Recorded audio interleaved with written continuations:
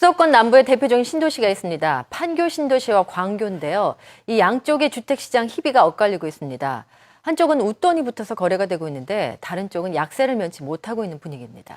네, 새 정부에서 내놓은 예상을 뛰어넘는 고강도 부동산 종합 대책이 시장의 흐름을 어떻게 바꿀지 관심이 집중되고 있습니다. 지난해 대규모 입주가 이루어진 광교 신도시의 한 아파트. 전반적인 주택 시장이 침체를 보이고 있는 것과 달리 이 일대 아파트 값은 상승세를 이어가고 있습니다. 전체 프리미엄만 1억 정도가 붙었어요. 지금도 물건이 없어요. 한 부동산 정보업체의 조사에 의하면 광교 신도시의 아파트 값은 올 들어 0.13% 상승하며 2기 신도시 중 유일하게 오름세를 기록했습니다. 주변 시세에 대비해서 분양가가 상대적으로 많이 저렴했고, 반면에 그 도청 이전이라든지 신분당선 연장 이런 굵직한 개발 호재가 있어서 발전 가능성이 높다는 점이 큰 메리트로 작용을 했고요.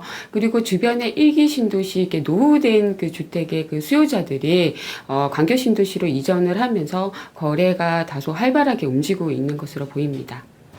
반면 입주 4년차를 맞이한 인근의 판교 신도시는 분위기가 사뭇 다릅니다. 2010년 입주 당시 매매가는 3.3제곱미터당 3천만 원까지 치솟으며 2기 신도시를 대표하는 지역으로 자리매김했지만 현재는 3.3제곱미터당 2천만 원까지 떨어졌습니다. 근데 지금은 매매 같은 게 조금 소강 상태라고 보시면 돼요.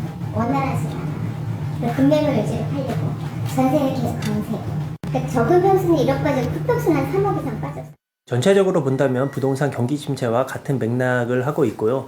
또 국지적으로 본다면 판교 같은 경우는 그 분양권 전매 제한 기간이 완화돼서 매물이 많이 늘었고, 이에 따라서 가격이 전반적으로 10% 정도 하락한 수치를 나타내고 있습니다. 하지만 정부의 강도 높은 부동산 종합 대책이 나오자 시장의 반응은 일단 긍정적으로 바뀌었습니다. 중개업소에는 문의가 늘면서 거래에 숨통이 트이지 않을까 하는 기대도 가져봅니다. 취득세 같은 경우는 내지도 않고, 예를 들어서 생애 첫 주택 같은 경우는, 그리고 나중에 어차피 또 양도세도 비과세가 된다는 그런 부분들, 초저금리를 대출을 해주기 때문에 별로 부담이 없다는 거죠. 단기적인 충격요법이라는 우려의 목소리도 나오고는 있지만 예상을 뛰어넘는 고강도 부동산 종합 대책이 희비가 엇갈리고 있는 신도시 주택 시장의 흐름에 어떤 영향을 미칠지 관심이 집중되고 있습니다.